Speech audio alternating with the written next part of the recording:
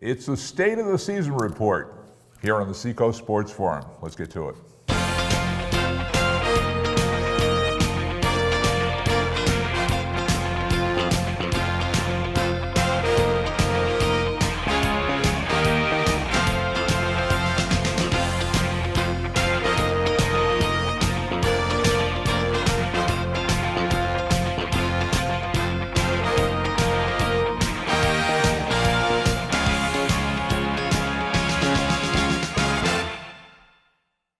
The seasons for all sports are underway, full time, full tilt, and we have a special guest coming up later in the program. Matter of fact, a man who can key us in on all the sport action here in the state of New Hampshire, and that's the executive director of the NHIAA, Jeff Collins, and he'll be joining us later in the program. So we'll look forward to a State of the Season report from him as well. Let's talk what we've got for standings and what we've seen so far this year. You want to start off with football? I think starting off with football. Okay. There was a great football game last week between Nashua North and the Blue Hawks at Stello Stadium. And Bill, it was one of those games that the offenses were on and the defenses were really challenged. Right. Well, the quarterback for North is considered the best player in the state. That's Curtis Harris, I believe. And, I'm sorry. That's all right. He's a good one, and you could tell that they put the ball in his hands a lot. Right. And well, they should. I mean, you want your best player to get the most touches that he can possibly have. And he's also a force on defense. Actually, they think he might be an even better defensive player. For the Blue Hawks, they got behind a little early, but then they came back and they eventually took the lead in the second half in that game behind some strong play from Ryan Grijalva. And they had the lead, but I just had the sense from that ball game, and we've all been around those types of games. Oh, yeah. The team that has the ball last is Right. probably going to win because everybody's scoring every time they have the ball. Well, we saw that at UNH in their home opener. Right. Same thing happened. It was a field goal at the very last second. Right. And like you say, the last possession of the game counts in those last few seconds. It's time management all the way. And in high school, kicking a pressure 33-yard field goal with no time on the clock, that's a big play for North. Right. Yeah. It is. Yeah, and I was going to say the one thing, the passing connection, we talked about this after the last home game between Ryan Grijalva and McDonald. I mean, it's just, it seems to be a natural addition to the Blue Hawk bag of tricks. Well, it seemed in that game that every one of the plays was 40, 50, 60-yard runs. Right. I mean, they were getting around the ends. They were running the option. They were doing all kinds of things like that, and the defense had their hands full on both sides. I want to give a tip of the cap to Ryan Grijalva, who in his second year as quarterback has certainly, you hope as a coach that players are going to improve from year to year to year. And I think his improvement, his poise in the huddle, his ability to run the offense, obviously his passing, his running, and being smart enough to know when he needs to get that extra yardage and when it's more beneficial just to step out of bounds so he doesn't take a big hit. Yeah, you don't go backwards, it's always forwards. And that's to me where I don't care if it's high school, college, whatever. If you've got a quarterback, or pros, if you've got a quarterback that starts going back, trouble. You've got to know when to throw it or fold it, I just think he has shown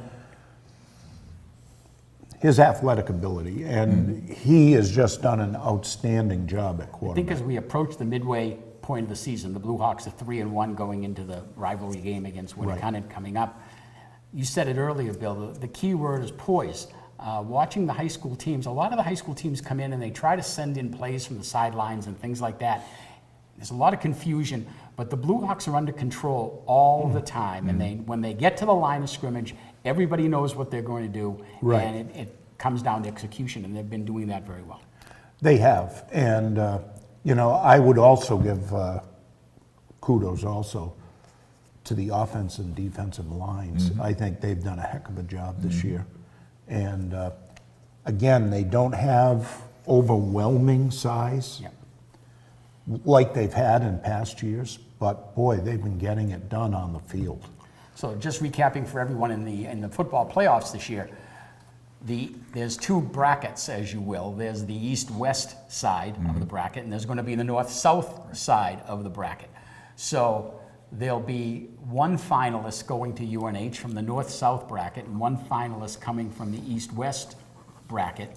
And already people are wondering, will there be a semifinal game between the Blue Hawks and Nashua North one more time? Right, and that will be, now see, North has their rivalry game this week against South. Right. And South is 3-1. Sure. So South is not a pushover. Right. You know, I think right now, the team that's on the hot seat in those is Portsmouth. If Portsmouth at 2-2 can start to string together some wins, then otherwise I think you're looking at the Blue Hawks and 3 teams from the south. Yeah. I mean from the west. I was talking to Roger Brown, and Roger, the state football guru, Right. with his webpage, New Hampshire Football Report.com. And we were talking the other day at the UNH game, and he was saying that Londonderry is probably still the team that's going to be the one to beat. Right. They've got a lot of firepower. Matter of fact, I was amazed that they had not Pinkerton since 2001, but they did it last Friday night. They did. And so convincingly. So from what Roger's perspective is, that is probably the gun of the divisions, plural. You know, that's the team that people are going to have to deal with. Sure. So we shall And see. you know, Sherm, because I know you were with us back when we were doing the radio broadcast, and we went over to Derry, and we played Pinkerton in the final. And a few weeks before, at Exeter, Pinkerton had dominated. Yes. And we went over to Derry and played that championship game, and we dominated. So, as they say, the old cliche, on any given Sunday, or in this case, any given Saturday or Friday, Right. anyone can win. I mean, it depends on the team that puts it together and goes in with the right attitude and what happens. And I just think, number one, the Blue Hawks have to continue to win, continue to get better and better and better as the season goes along. Right. Right. And just not get overconfident either. That's the other thing. Well, that's part of a mental. Yeah. And I, But with Bill Ball and his Coach coaching Ball staff, is they won't let always that good at happen. that. I know they won't. yes. Have you got something on soccer? One of We you do. gentlemen? We Okay. do. Bill and I have been in You're the doing- research lab. Doing your That's- research. we lab. have. Good. We've done our homework. Well, Jeff Collins from the NHIAA will be proud of you. We've done our homework. I'll start off with girls soccer. The girls soccer team, under Coach Megan Young, is rolling right now. They are undefeated. They've got 7 wins in a row. They've only given up 1 goal in those 7 games, and are just moving right along right now. And they are playing great soccer, moving the ball briskly along. Looking at their schedule, they'll have their rivalry game against Winnicott coming up on Friday at 4 o'clock. But then they go to Pinkerton on October 7th, and I'm sure that will be a big game for the girls right there. And then they return home for 2 games against Merrimack and Nashua North. So they are rolling. Yeah, and like Sam said, they are tied for second with Bishop Girton. Londonderry right now is in first. They are also undefeated at 9-0. So you've got Londonderry 9-0, BG and Exeter at 7-0. Right. So sounds like there are 3 schools right at the top of the heap, and we're one of them. And, you know, we're at the midway point right now, so you can make a pretty good assessment of who's playing well and who's not right now. Right. Boys soccer right now, under new head coach Dan Curran, they're kind of at a crossroads right now. They're 3-4-1, and they have dropped a couple of tough ones. They lost both 1-0 games to Timberlane and Memorial recently. So they'll be looking to get back on the winning track, hopefully against the Warriors in a 7:30 night game on Friday, October 4th, and then they face Pinkerton right after that. And those are both home games, so 2 big games coming up for the boys. Right, and in the standings right now, they were tied for 14th with Concord with the same record. Right. And right, they've got to string together some W's. Over on the field hockey side, Deb Grott and the young ladies there are looking for a strong second half. They have lost their last 4 in a row, so they're going to need to bounce back against the Warriors on October 4th. I keep saying October 4th. That's a big day over at Ball Stadium and Eustis Field. You've got the Winnicott rivalry games. That's it, all rivalry weekend. And you've got field hockey at 3:30. You've got girls soccer at 5:15. You've got boys soccer at 7:30, 6:15. You've got volleyball going on. So, and this is the weekend when the Warriors all come to Exeter. And then, of course, the football game will be played on October 5th at 1:30. So the field hockey team's going to need to string together some wins in the second half of the season. Winnicott's coming off a win over, was it over last week? And what are we talking about? In football, I'm sorry. Football? In football. Yes, I just thought of they that. got their first one of the So season.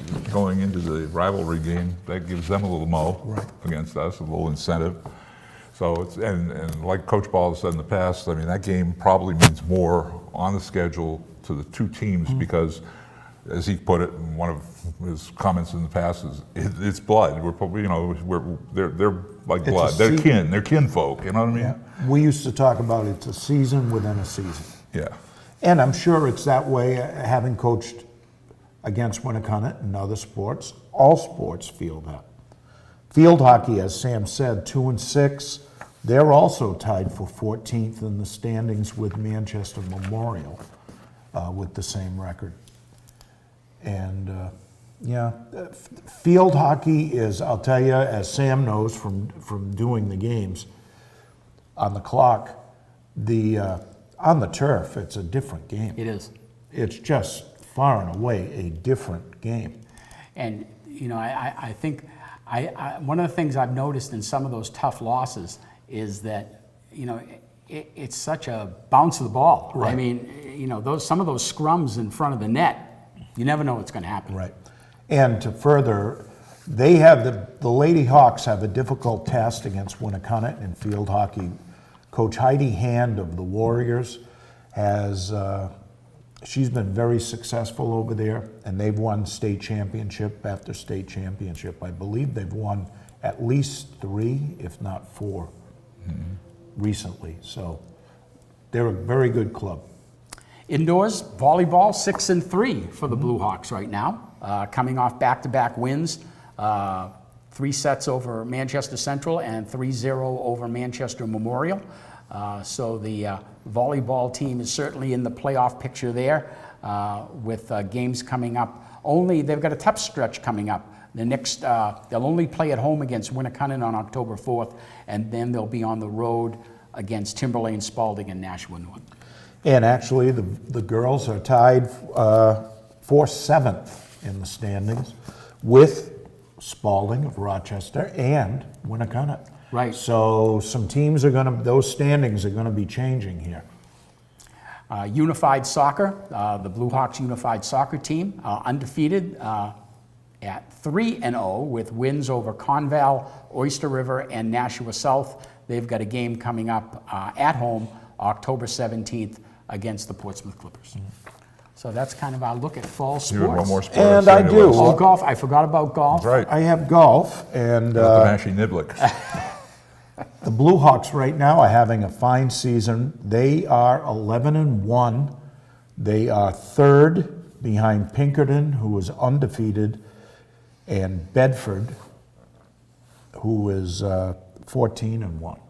So the Blue Hawks at 11-1, 3rd in the state, right at the moment. So one thing I did want to mention, that the sports that we just mentioned, volleyball, field hockey, soccer, are available on the Exeter Blue Hawk Media site on YouTube, which also dovetails into, we have our own YouTube site now. We do. So if you can't catch us on Facebook or Channel 98 or Channel 13, you can always catch the Seacoast Sports Forum on YouTube. It's the Seacoast Sports Forum, simple to get to. Before we shift gears, I do want to mention again, we have coming up in the second half of the show a special guest, Jeff Collins, the Executive Director of the New Hampshire Interscholastic Athletic Association. I got it all out. NHIAA is all we always say, but he'll be with us in a few minutes. Before we go to Jeff, I just want to kick around a couple other topics that came up during the week. First off, let's go to, anybody familiar with the name Marty Brennaman? Yes. The announcer Cincinnati. for the Cincinnati Reds. Yes. Yeah. I got to catch, well, the baseball season is officially, the regular season is done. I want you to know in the fantasy baseball, I've actually won 2 of my leagues. It wasn't easy. Anyway, get back to Marty Brennaman. It was kind of cool. In the last regular home game of the season, they did a tribute to him. He's retiring after 40 some odd years of broadcasting. And it goes back to when his first season, I believe it was the 74 season, but 75, I remember broadcasting against the Red Sox in the World Series, Big Red Machine, and it was kind of cool to see the tribute to him. You know, the love of the city of Cincinnati for a broadcaster, and I'm into these old time broadcasters. Pat Hughes in Chicago, of course we have Joe Castig in Boston. You know, legends. Last night, the poor Milwaukee Brewers collapsing in the know. bottom of the Bob 8th inning Uecker. last night. I was Bob just gonna Uecker, say- can you imagine what Bob Uecker must have sounded like last night? I have Sirius. I listened to it. I did. Okay. I have Sirius XM, and I'm a big Milwaukee Brewers fan for one reason. I like Bob Uecker. I love to listen to good play-by-play announcers on the radio. The slick guys on TV, yeah, they're okay. They usually have to have a color man that adds to it. But on radio, you're painting the picture, and it's really a skill, an art. You know, you've been there and done it, and you do it too. So I mean, it's really an art form. I admire guys like you that can just sit there and tell folks what's going on without the advantage. Well, you do have a picture in front of you, but you're not watching it. You're seeing the field and telling people what's going on. And again, radio is a different animal. So guys like Marty Brennaman, Uecker. I love to listen to those guys. And it's kind of, I listened to that final game of the season. So are there any of those guys that you idolized or listened to over the years that have, kind of gave you a... Well, I was a big Ned Martin fan. You took the words right out of my mouth. I mean, Ned Martin was, And he was an intelligence, but he loved baseball. It was his intelligence seemed to come through in the broadcast. Crisp and clean. Well, That's it. I maybe this is a little bit weird, but I recently do some play-by-play internet radio broadcasting for a minor league team, college team in Portsmouth for 5 years, and in listening to some of the games that I did, I'm saying, well, who do I sound like? And I sounded exactly like John Sterling. Okay, of the New York Yankees. There you go. Okay. And it's high, it's deep. and I found myself doing some of his mannerisms. And Did you pound your chest every time? No. Yankees win. No, I didn't do any of that. Okay, he's a guy I have to admit I don't enjoy listening to, and it's not because of the Yankees rivalry. It's a little bit too corny. I mean, the guys that really, I like Bob Uecker when he pitches. Was it Usinger? Knockwurst or sausages, and they talk about the Wisconsin Corn Growers Association. I dig those commercials, or the Potawatomi Casino and Lodge. Those are the cool things that these guys can pull off on the radio. And just I'm going to give him a plug. If you like books and you like entertaining and humorous books, he wrote a book called Catcher in the Rye. Yes. WRYE. Yeah. And I thought that was hilarious. And speaking of YouTube, go on YouTube, and some of his appearances with Johnny Carson are classics because he had the deadpan demeanor, and Johnny was playing along with it, and it's some of the best comedy, especially on the Carson show, on the Tonight Show ever. But I'll these guys are starting to retire. We still got Castig in Boston, and hopefully they get him a partner next year. I mean, that rotating door of different guys in the booth with him is ridiculous. I want to go back to Ned Martin for a minute because he had probably, and it's not to slam the people who did it, but boy, they weren't good. Some of the worst color Oh, sure. analysts, Yeah, right. and I'm not going to mention their names, Oh. but, I mean, you can. But This year. they were like one note, Right. you know? Yeah. And it was like, And he had to carry him. he did. Yeah. Well, Jim Britt was one of the, a local guy. He actually lived in Stratham, was one of the original Red Sox announcers from way back, you know, and Well, then Leo Egan, or guys, I know those Yeah. are See, before I my go, time. I go back to Gowdy. Gowdy, yeah, we all and- remember Gowdy. And I enjoyed him, Kurt Gowdy. Right? Yeah, have a Gansett. Yep. Hey, howdy, neighbor, have against. I think Kurt always knew he had a national future. You know, I mean, I Yeah. don't think he was happy with just being a Red Sox announcer. He was while he was here, but it was moving on and let's go to the big time. And he did. He did very well. He was a legend in the 60s, 70s, early 70s. Another thing I wanted to mention, on Channel 9 this past week on their Chronicle program, and I'm sure you can get it on their on-demand function on Channel 9 or WMUR.com, whatever it is, Matt Bonner and his family were featured. yeah. And it was a great, great segment. We brought Matt up in the last show that you missed. Just using him as an example of probably the best high school basketball player I'd ever seen in New Hampshire, from New Hampshire. And he went to college, did the 4 years of college, which, you know, was the right way to do it, went into the pros, did his thing there for several years, Right. and now he's with the San Antonio Spurs as a color analyst on their pregame and postgame shows, is what I heard on that feature. His brother Luke, who didn't have that great a success, he had the tools, maybe not the toolkit, I don't know. From what I saw in the games I saw when he was playing in high school, he's a marketing executive somewhere, and their sister is a marketing exec for the NBA. So good feature. If you get a chance, WMUR's Chronicle, a feature on the Bonner family. It was really kind of cool. He comes up here during the summer, Matt does. They raise money for a charity. And he and his brother and sister get together and have a little get-together up in Concord for the folks up there, and good cause. The other thing I wanted to do, gentlemen, before we have our special guest join us, you brought up Sandy Parks, and she, at the last Blue Hawks game, she's been a big proponent of the show here, and I appreciate that, Sandy, getting us involved with the Alumni Association on Facebook. And She posted a link to our shows Right. on the Alumni Association that is really great. We Facebook appreciate page. that.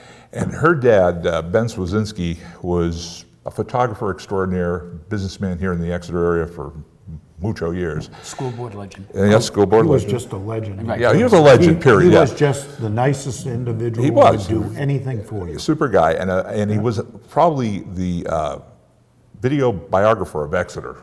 Yeah. Extraordinaire there. And we are fortunate enough to have some of the old films. These aren't videos, they've been transferred to video, but they're the old 16 millimeter, I think he did most of his stuff on. And our producer Bob has been working with the Exeter Historical Society to try to archive some of these so they don't disappear. And the Swazinski family has given the society a bunch of those films, and again, over time, they're going to be processed. What we have today is a football game from 1947 featuring right. the Exeter team versus, it was... The Franklin Franklin, Golden Tornadoes. Yeah, let's throw that up there. This is kind of cool. What we're going to do, if you guys out there know any of the players on these teams, This is the 1947 Blue Hawks. yeah, let us know so we can take and put this with the archives footage. If you know any of the numbers, the players, I know we have a video we'll show maybe later, maybe on a future show about the baseball team. We know the pitcher is Arthur Balageron.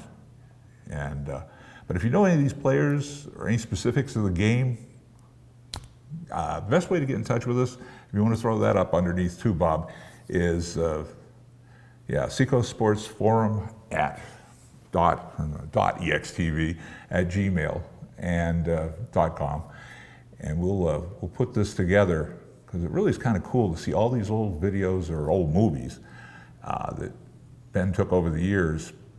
And we have parades, we have graduation ceremonies. We'll even feature some of those in future episodes just to see if we can tie down names and times and places, special things that went on during a game like this.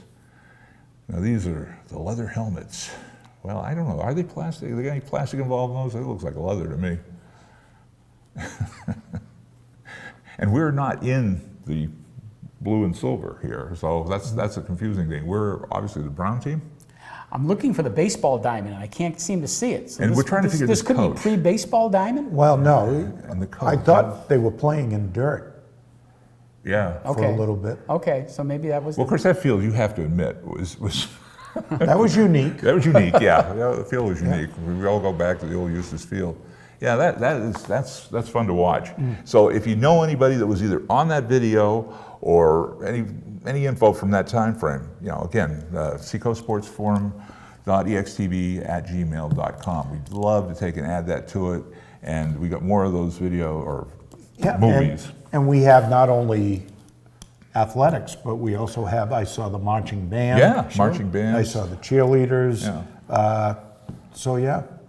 This is something that, again, the Swazinski family has in their possession and gave it over to the Exeter Historical Society. And I was talking to Sandy recently, and she said that they probably even have more that they're still, coming up with. Sure. So this is a great thing. We're going to bring up one more topic here. Usually we do this at the end of the show, but with Jeff coming in today, I wanted to do the 2-minute drill. Do you have anything that pressing on you that you'd like to bring up? Well, if you're a high school football fan, this is a big part of the year right now. And if you're like high school athletics at all, this week will be a great week of competition as the Exeter Blue Hawks square off with the Winnicott Warriors. And Sam, you had that schedule down pat there. Yes. Girls soccer. Well, the first game that's going to kick off is going to be a field hockey game. This is all on Friday, October 4th. Field hockey will be playing Winnicott at 3:30, and then that will be followed by a girls soccer game at 5:15, then a boys soccer game at 7:30, and at 6:15 indoors, there'll be a volleyball game, all against the Winnicott Warriors coming up on October 5th. And then the football game is Saturday, the 5th at 1:30. And Sam, your 2-minute drill. Well, I guess I just want to wish the Boston Red Sox well That's in right. their search for their new GM. Yeah. And there's been a lot of positivity about the so-called Gang of Four who are making the decisions now. And the question that's going to be on my mind throughout the winter is what are they going to do with Mookie Betts and whether or not Mookie is going to stay or be traded for pitching or some chips. It was a later. classic way, the way he ended the other night, that game, the final regular game of the season. scoring the winning run. Coming around from second and just, plowing in the home plate. And, that was fitting if that is the end of the career of Mookie Betts. I'm not excited about the fact that they're going to lower the payroll and raise the ticket prices. I mean, I don't, Well, from a marketing standpoint, I don't think that was very if they could smart. add another cheer to that place, they would, believe me. I mean, that was been proposed. I just can't see Boston baseball rebuilding. And I think they need to reload, but I hope they don't say, look, we're just going to go into the farm system, revamp the farm system, build the farm system so that we have all these players under our control so we don't have to give out any big free agent contracts. I just hope they do not. I just think Mookie Betts is a one-in-a-generation player. He is, and I just think he's too good a talent. He can do so many things to help you win, scoring runs, running the bases, fielding, never mind hitting and hitting for power. Why would you not want to pay him what he's worth? And if it means breaking up the outfield, maybe Benintendi might bring something. And I wasn't particularly impressed with his season this year. Maybe JBJ, Jackie Bradley, same deal. But please, I mean, it would be like trading, selling Babe Ruth all over again. Right. I think they've obviously got Rafael Devers and Xavier to build around, and that was kind of obvious from the final few games, especially when you listen to like Dave O'Brien and whoever was in the booth with him, the Rem Dog or whoever, that's their core as far as the offense. J.D. Martinez said it before, I'll say it again, the ball's in his court. If he can find somebody that wants a DH somewhere else in the American League, he's gone. He has that option. He can stay, he can go. I agree with you, he is a kind of a calming influence. He's a precision hitter. He's not a showman. He just goes out there and he gets the job done. All right, He's a professional. He's a professional, right. The Mookie Betts thing, I think there again, it's in his court. His agent's gonna, probably go in with a gun and say, I want this much money or these many years, and if you don't give it to me, He's going to start we're with gone. 10 years, 300. That's Yeah, where he's going to start. and I want to get back to that fantasy thing for a minute. Our special guest just entered the building. I just wanted to mention that, it bothers me that they've put this much money into any player, and it just kind of throws the whole game out of whack, because if they get a hangnail now, they're out. Right.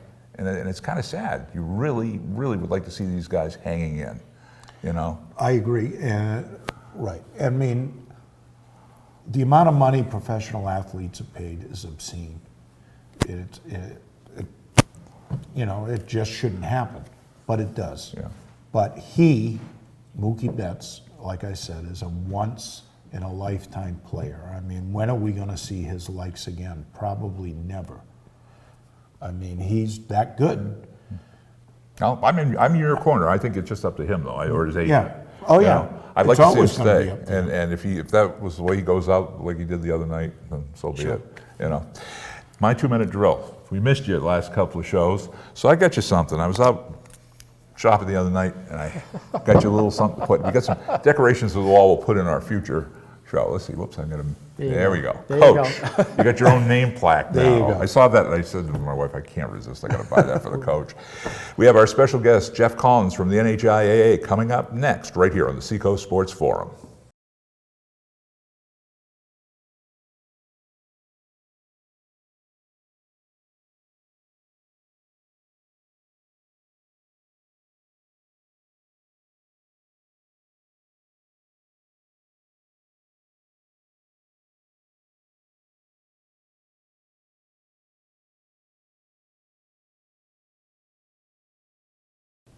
We have a special guest here on the Seacoast Sports Forum. The gentleman sitting next to me is the Executive Director of the New Hampshire Interscholastic Athletic Association.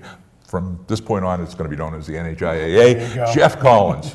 Glad to have you on board, sir. Glad to be here. And we're doing a state of, the season. We're into the fall football season for sports here in the Granite State. Absolutely. And first off, I guess, let people know what you do as Executive Director. There you go. That's a great question.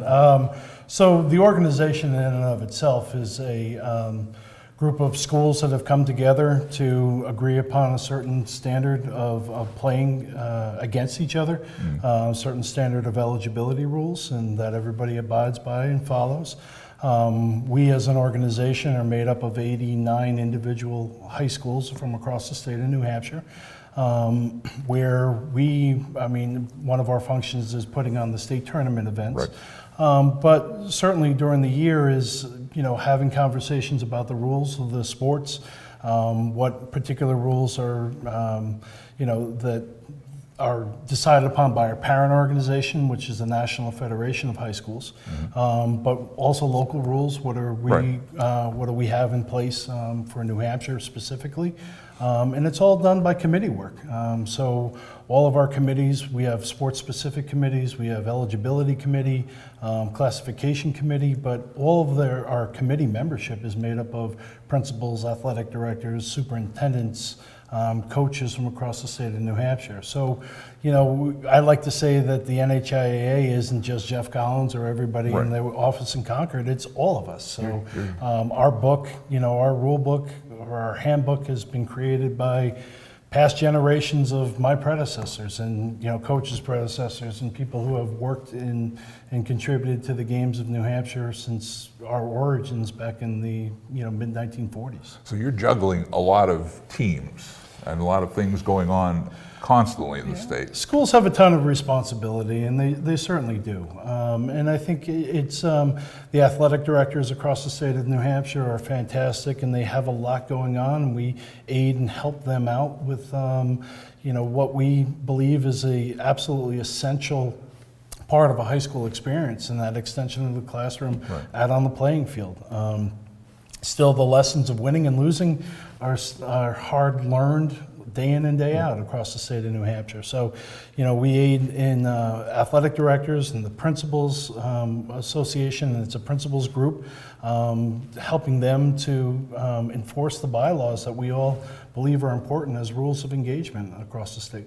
Same to you. Jeff, a little bit about your background. Let our viewers know a little bit about what brings you to this role as an executive director of the NHIAA. Absolutely. I kind of began this whole odyssey, if you will, as a student athlete myself. So I am not from the state of New Hampshire, but lucky enough to call New Hampshire home after coming to the University of New Hampshire, getting my teaching or my degree, but also playing football at UNH.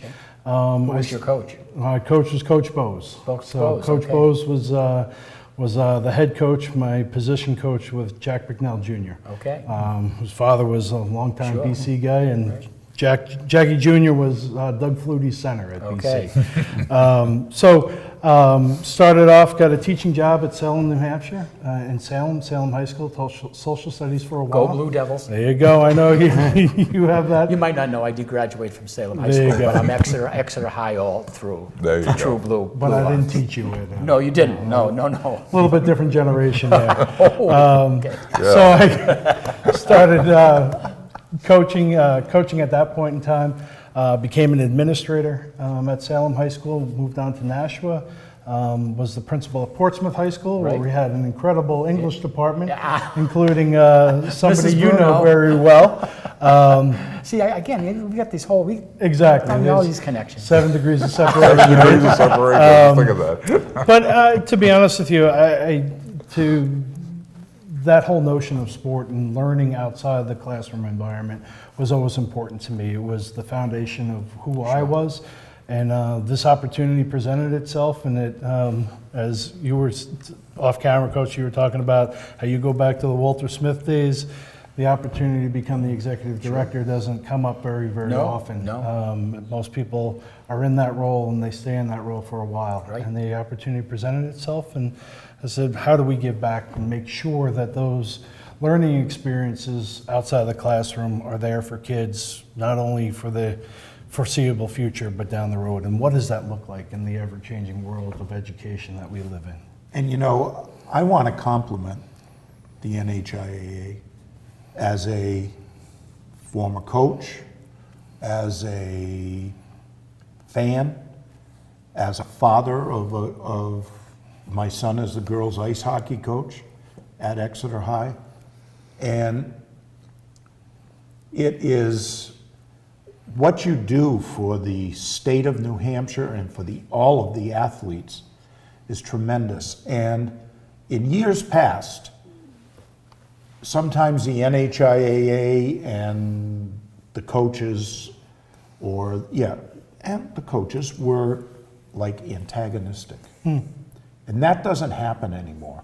And I think we're all in this business for the same reason. We're here to give student athletes a chance to compete athletically and in a fair and level playing field. And I just want to compliment you for everything that the NHIAA does. I mean, as I'm going to use girls ice hockey as an example, to have those tournaments at a huge facility in Manchester. Yeah. I mean, and if you're a ice hockey fan at this level, I mean, you can stay for 4 games. Right. And football is Yeah. the same thing. Right. To have that at UNH, it's just, Yeah, and I appreciate what you're saying, and I think it is, you're absolutely right. It's all working together for a common goal. And the coaches, it's not about, getting every kid into college to play sports. Right. It's maximizing the opportunities that we have here. And again, we say it, the school-based athletics, it's about the learning experience that they have out there.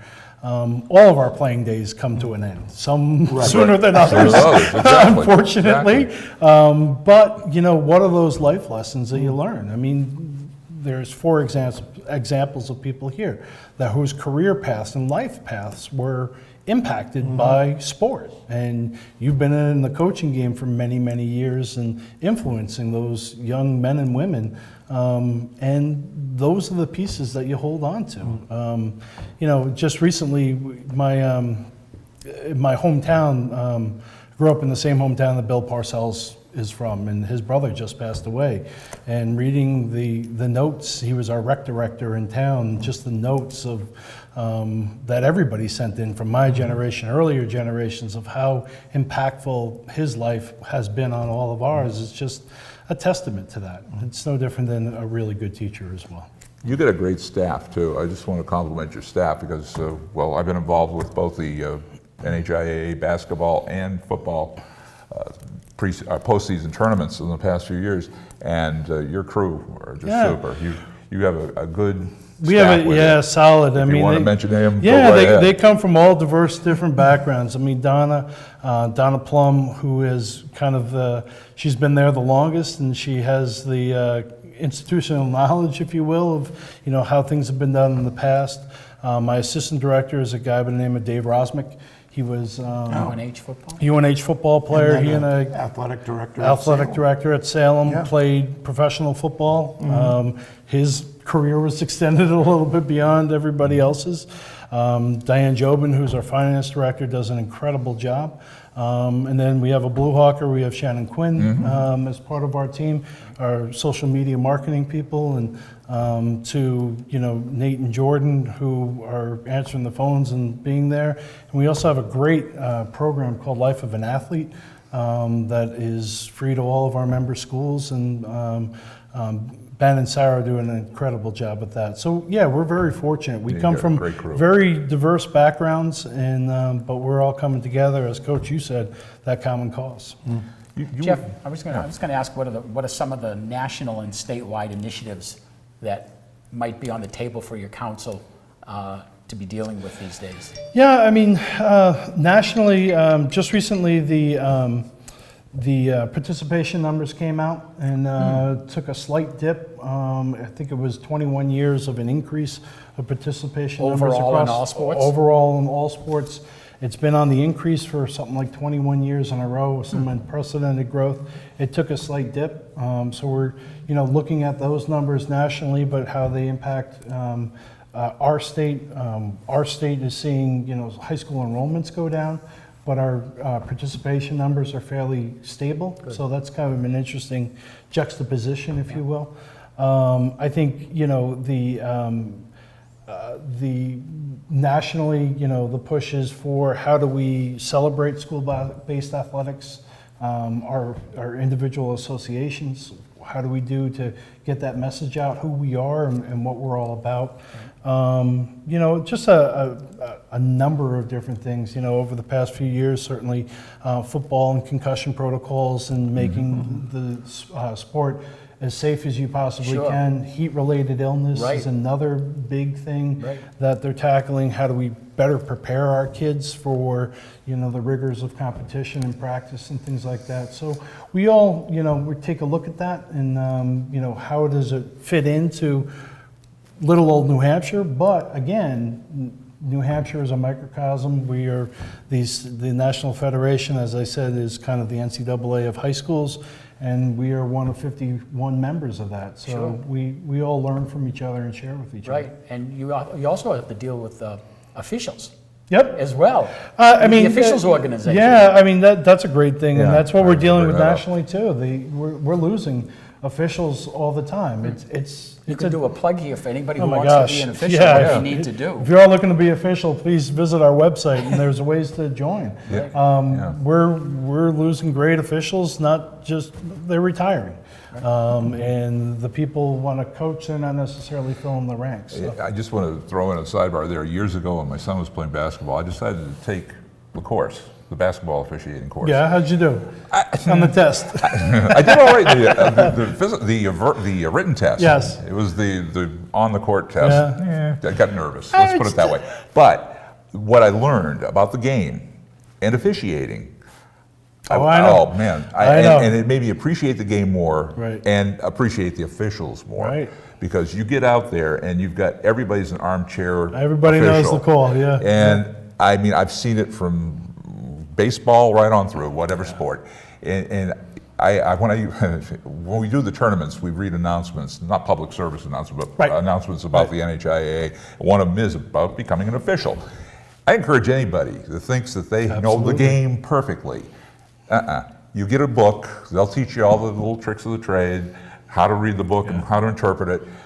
And then you'll have a whole different respect for the game, whatever it is. Yeah, you're right. It's a different ball game. They have the toughest job out there on the floor. If you go to a state championship game, basketball game, Exeter was in it last year. That's the last place I would want to be, is wearing that striped shirt in the middle of the Lundholm Gymnasium. It's it's not an easy thing to do, but it's absolutely essential. And you have people yelling at you and screaming at you, as I found out, and it was different. I'm glad I took the course, and so anybody just would like to know, go for it. You mentioned officials. I don't know if you realize, but back in the day when I came to Exeter, home teams hired their own officials. They did. Wow. Bringers. So That's interesting. yes, we would hire our own officials. They had to be certified. Yeah, sure. But you hired your own officials. Yeah. So consequently, you hoped, and I don't use names. No, Yeah. no. What I was going to say, I don't think the officials were homers. No. But you wanted to make sure you got a fair shake, Right. especially when you went on the road. Because when you went to other parts of the state, you went up to Keene, Sure. or you were dealing with, or Milford and places like that. You were dealing with officials that you hadn't seen before. Right. And every official calls the game differently. Sure. But, And and these guys are, I'm sure they were very professional back They then, were. but perception is sometimes what Right. people perceive to be reality. And, and again, it's like having your own kid in the classroom, right? Sometimes you're tougher on your own kid Right. than you are, on Right. somebody else. So, yeah, we've evolved where the assigning is done by a central location. But, again, when we go to championship games and playoffs, we try to alleviate those perceptions and make sure that they're not affiliated with the individual school district. Probably, because- I was going to say, probably the only place you could be a referee without any training is the WWF or WWE, whatever it's called. Yeah, that's about it. Yeah, Well, you'd have to go you to- just have to you have have the to go to golden acting voice. Yeah, school. well, Yeah, or just have the striped shirt. Right, You know, right, about them. right. You know, it's all predetermined or predestined. I was going to say, Jeff, one of the things over the last few years, 5, 8 years, that I've been impressed by is the emphasis on sportsmanship. That the #1 award from the NHIAA is that sportsmanship award. And the schools that get that honor that award higher than I think any state championship award that they can get. I know the Blue Hawks have won it for a number of years, but that's a big award. Right. So every year there's the schools across the state of New Hampshire per division. Basically, it's based upon feedback from coaches and school officials, and we award one banner per school in each division. And it's a big NHIAA green banner, and it's pretty impressive. You walk into Exeter High School and everything, well, the blue banners are hanging from the ceiling. This green banner sticks out, and it's not just based upon how the kids conduct themselves on the fields or on the courts or wherever in the pool. It's how the fans also interact with the game. So it's really a community honor to get that. And Exeter was fortunate enough to win the sportsmanship banner. And really it's a commitment by the school district across the board to say, this is who we are. This is how we represent our town and our community. Oyster River, I was just invited to Oyster River High School last Friday. They won it for Division II, and they invited me to their Spirit Week assembly, and you could hear a pin drop, and the place went bananas because everybody can celebrate that win, not just the the 16 on the basketball team that win a state championship banner, which is fantastic, but everybody shares in that reward, if you will, for how they conduct themselves. One thing I wanted to ask you about, and you brought it up a few minutes ago, is, and one of the announcements that I read at the tournaments, is about life of an athlete. Tell us a little bit about that program. Yeah, the Life of an Athlete program is essential in the state of New Hampshire, to be honest with you. We were very fortunate enough a number of years ago, 8 years ago now, to receive a grant from the New Hampshire Charitable Foundation to put together basically a drug and alcohol prevention program and a school leadership program all in one. And as you know, the statistics around the state and around the country are very troubling, if you will, with regard to what kids are doing. But the Life of an Athlete program is a school-based program free of charge to all of our member schools, where we go in, we train coaches, we train adult mentors, we train the kids to make better decisions about what they're doing with their lives. Coaches, it's as simple as, after the game, pulling everybody together and saying, don't do anything stupid tonight. Mm-hmm. Go home, celebrate the win, but lay off the drugs, lay off the alcohol. The more times I hear it, it's a great thing. We know that kids in school, kids are making good choices, but they need to be surrounded with other kids that are making good choices and changing the culture within a building. So we've been very fortunate over the past 8 years to receive the funding for this program from the New Hampshire Charitable Foundation. We are also received state funding for that program, and we'd be more than willing to come into any school across the state and help these kids make better choices with their lives and change that culture within the building that it's necessarily celebrating wins with beers or something else, because we want to make them understand that these life choices, they can be devastating, if you will, down the road. So very excited about the program, the progress. They also put together, in conjunction with the athletic directors, a huge conference. The past couple of years, it's been up at the Mount Washington Hotel. It's a leadership conference, and getting kids to really take charge of their school and become the leaders that they are within their school. So we'll train up anybody. It doesn't matter if they're on the chess team or in the band or in the chorus or anybody who shows up to the meetings. Just not athletics. It's just not athletics. It's a way into the school, but we're not taking attendance. We're not asking if you're in the band or chorus or on the football team. Anybody who wants to hear the message, Just get them involved. Yeah. And it's based upon an Olympic trainer by the name of John Underwood. Did a lot of training with Olympic athletes and showed the impact of drugs and alcohol on their training. And I think one of the most telling things is that, after a weekend of binge drinking, your reaction time is slowed up to a point where, in a sprint race, in a 100-meter dash, it's the difference between first and last place. That 1.2 seconds or whatever reaction time.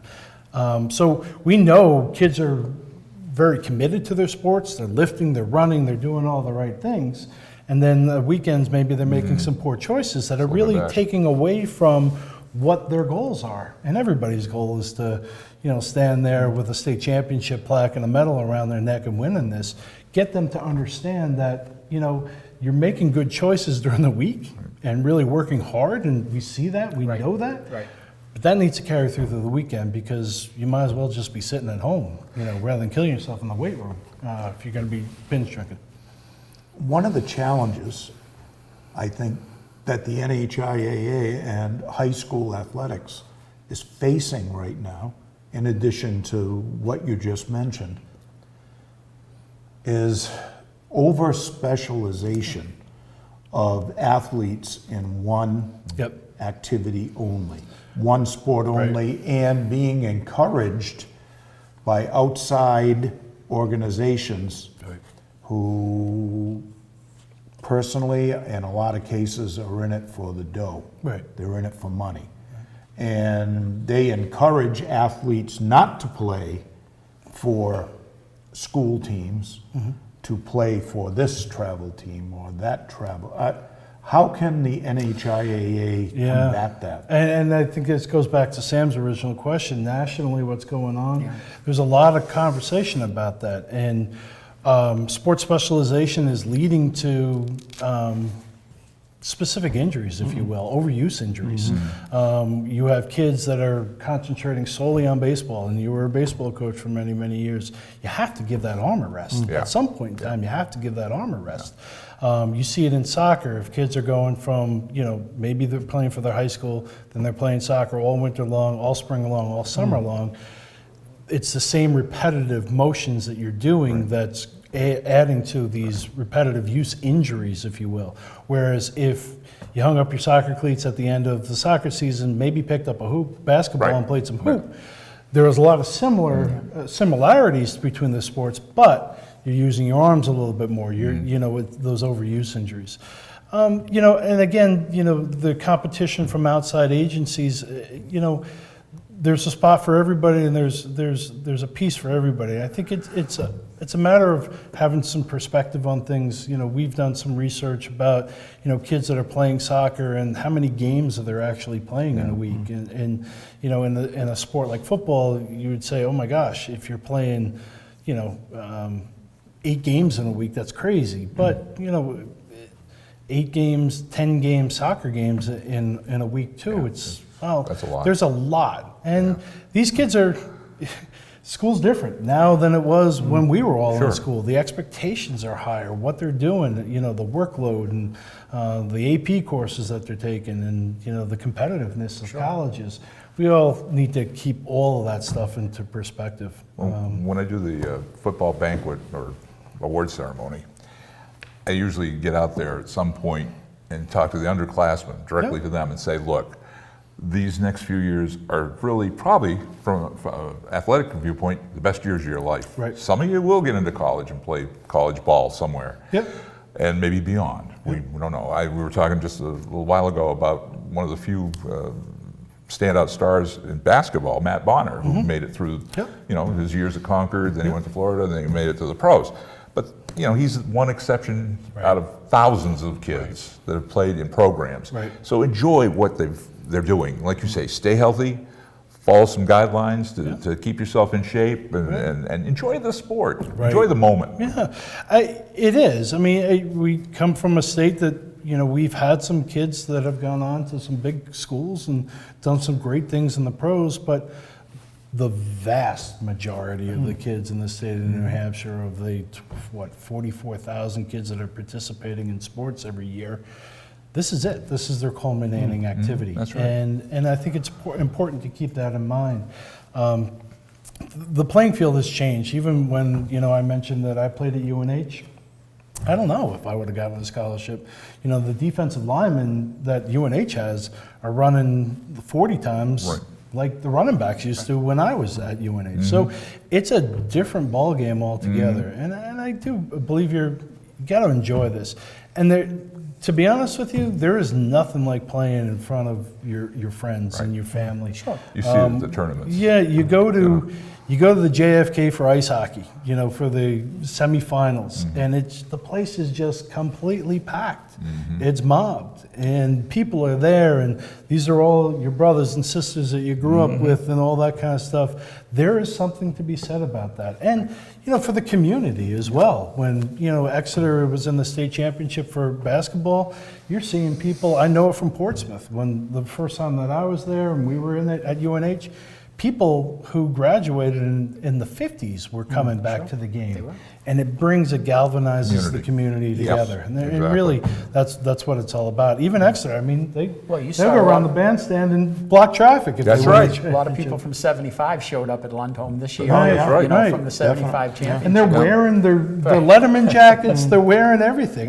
To me, that is absolutely. It is really fun to see the towns. Right. I'm glad that Wildcat Stadium is the home of the football tournament now for the 3 divisions, because that place gets rocking. Yeah, it's a great place to play, and for a kid in New Hampshire, that's as good as it gets. Yeah. We don't have a Gillette Stadium, but Coach Mack, our connections, both myself and Dave Rosmick, our connections to Coach Mack, he's great. He understands it. He gives the home of the higher seed gets the UNH locker room.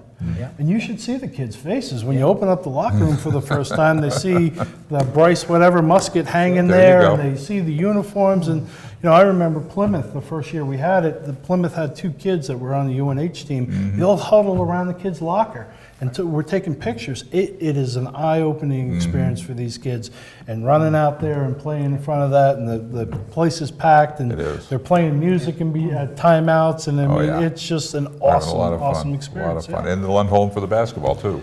packing that place. Great spot. And they've been there, you know, we Geez, just, they turn people away yeah. at the game, We- championship game. We try not to. But fire rules are fire rules. The fire folks, rules are you the know? fire rules, but You know? yeah, it's a great experience, and they do an incredible job. They love having us there, and we love being there.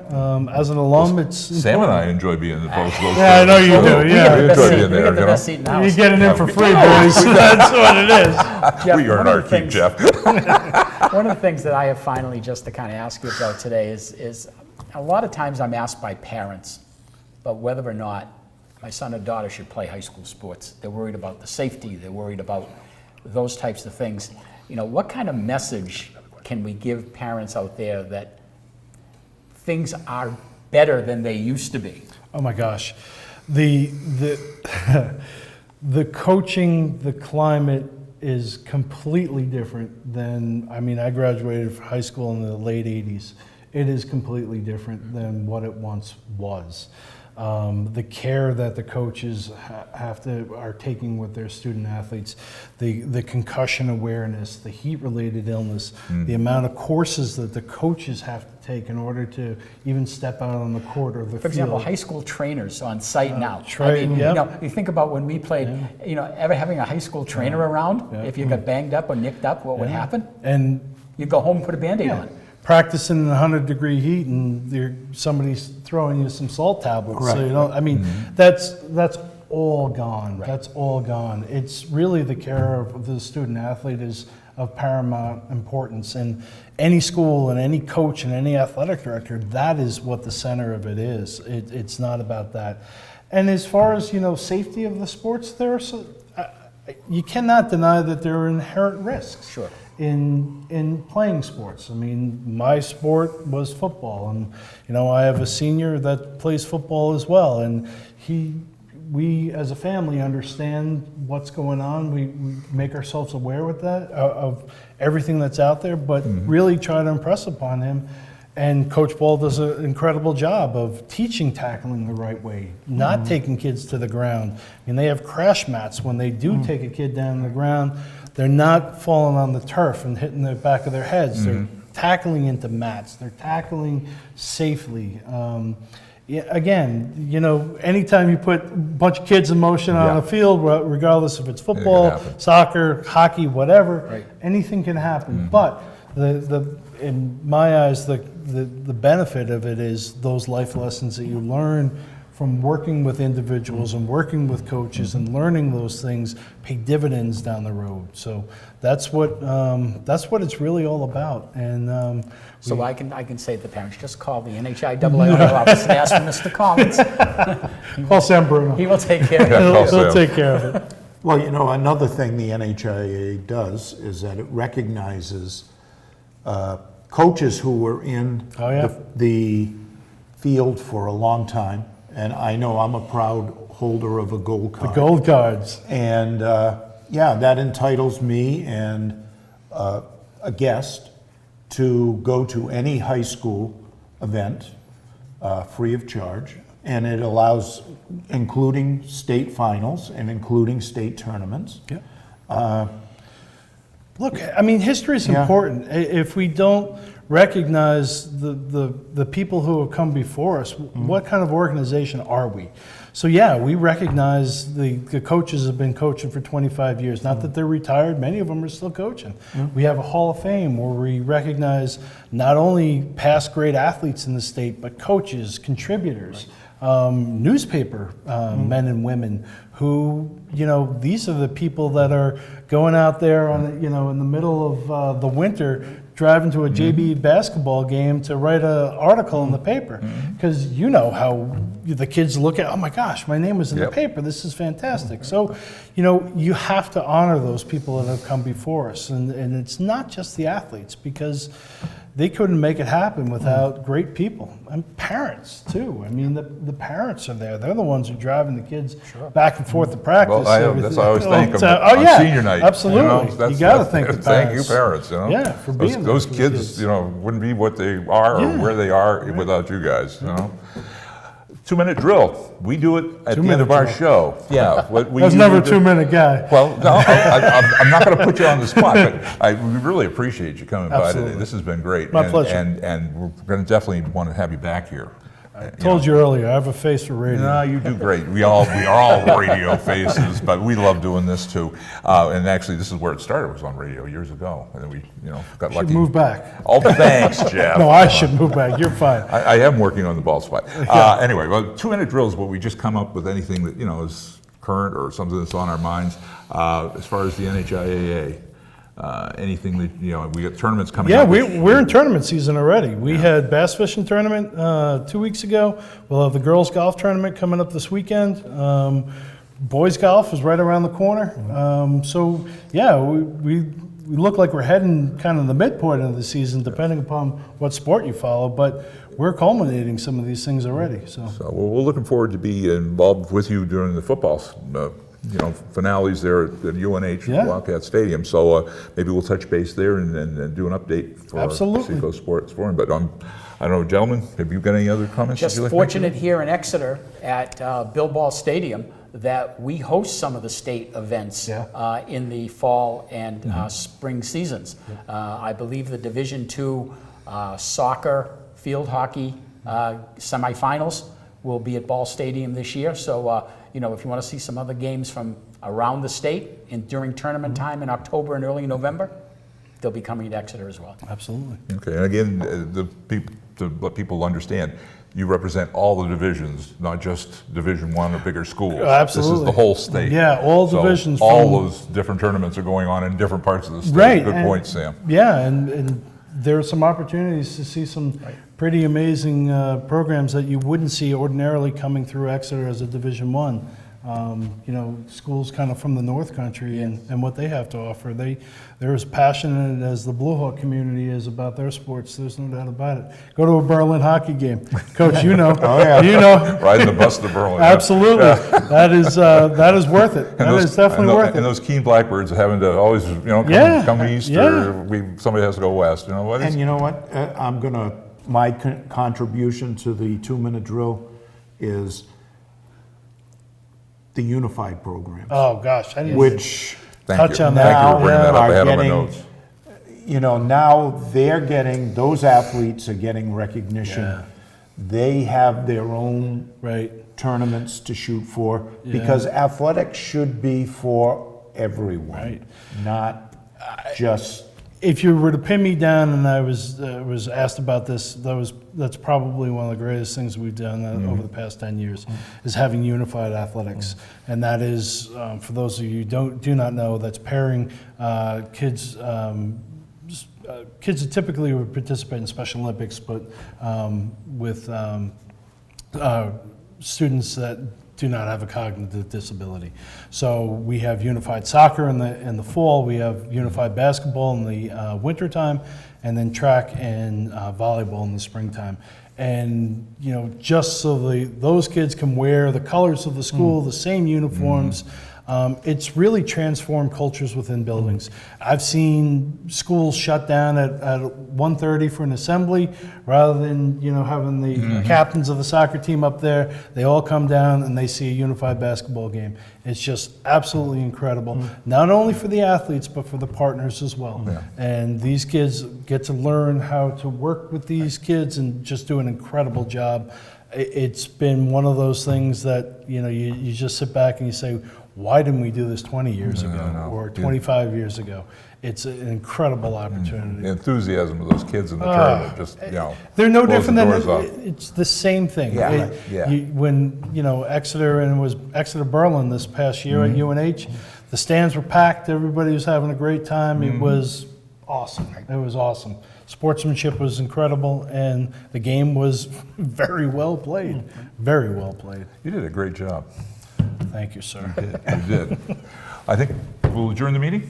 Well, yeah, Jeff's got to get ready for the Winnicott game coming up this week. Oh, you could. I'm not playing, Coach. I wish I was. We can't suit you up? I may be good for a couple of plays. I don't know how long I'd last. Well, we really appreciate Jeff Collins again, the executive director of the NHIAA, New Hampshire Interscholastic Athletic Association. I got it all out, okay? Very good, Without good. stumbling Nice job. all over it, thank you. And on behalf of the coach, Bill Taylor, with his new sign, Coach, That's it. and Sam Bruno, I'm Sherm Chester, inviting you to join us next time for the Seacoast Sports Forum.